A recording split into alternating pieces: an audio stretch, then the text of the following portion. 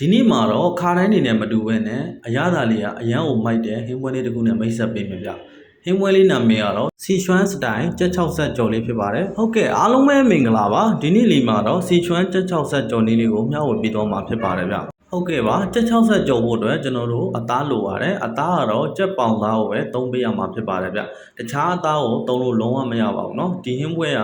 ကြက်ပေါင်သားနဲ့မှအရန်ကိုစားလို့ကောင်းတဲ့ဟင်းပွဲလေးဖြစ်ပါတယ်ဗျကဲလောလောဆယ်ကျွန်တော်တို့ကြက်ပေါင်လေးကိုအရသာနေလိုက်မယ်เนาะအချိုမုံစားကြက်သားမုံပြီးလို့ရှိရင်ဟွာချောင်းစီပေါ့နော်ဟွာချောင်းစီပဲငံပြရင်ငရုတ်ကောင်းဒါလေးထည့်ပြီးကျွန်တော်တို့အရင်ဦးဆုံးအရသာလေးနေလိုက်မယ်နော်ဟုတ်ကဲ့ပါအရသာနယ်လို့ပြီးပြီဆိုရင်အရင်ဦးဆုံးကော်မှုန့်လေးထည့်လိုက်ပါဗျ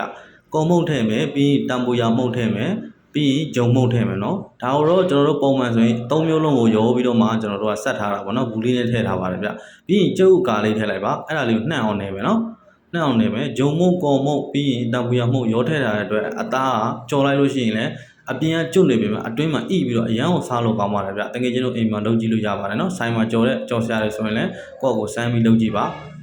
ပြီးရင်အပေါ်ကနေကျွန်တော်စီအတန့်လေးထည့်လိုက်တာပေါ့နော်စီအတန့်ထည့်တယ်ဆိုတာကတော့ကျွန်တော်တရုံးနဲ့တရုံးမကတ်အောင်လို့ပါဘာလို့ဆိုတော့ကော်တွေပါတဲ့အတွက်ကျွန်တော်တို့တရုံးနဲ့တရုံးပူးပြီးတော့ကတ်သွားမှာဆိုလို့ပါနော်အဲအကြောင်းမလို့ကျွန်တော်စီထည့်လိုက်တာပါဟုတ်ကဲ့ပါကြော်တဲ့နေရာမှာလည်းကျွန်တော်တို့ကခဏဆယ်ပေးရမှာဖြစ်ပါတယ်ဗျခဏဆယ်လိုက်ပြန်ထည့်လိုက်ပါတော့စီကိုပူနေအောင်တအားပူနေအောင်လုပ်ပြီးလို့ရှိရင်ကျွန်တော်တို့ကခုနဆယ်ထားတဲ့အသားကိုပြတ်ခနဲ့ဆိုပြီးပြန်ထည့်မယ်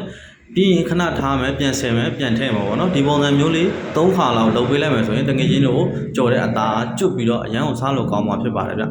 ကဲအသားကြော်လို့လည်းပြီးပါပြီဆိုရင်ကျွန်တော်တို့စီတက်လိုက်မယ်ဗျစီမွှေးလေးအရင်ဦးဆုံးထည့်လိုက်မယ်နော်ပြီးရင်ဂျင်းကြက်တုံဖြူထည့်မယ်ဟွာချောင်းစီထည့်မယ်ငရုတ်သီး6လေးထည့်အသားလေးထည့်ပါပြီးလို့ရှိရင်အချုံမုတ်ကနည်းနည်းကြက်သားမုတ်နည်းနည်းပြီးရင်ဟွာချောင်းစီနဲ့ငရုတ်သီး6ရောကြိတ်ထားတဲ့အမှုန့်လေးနည်းနည်းထည့်ပါပြီးကြက်တုံဖြူကြောကြက်တုံမိတ်ဒါလေးထည့်ရင်ရပါပြီဗျ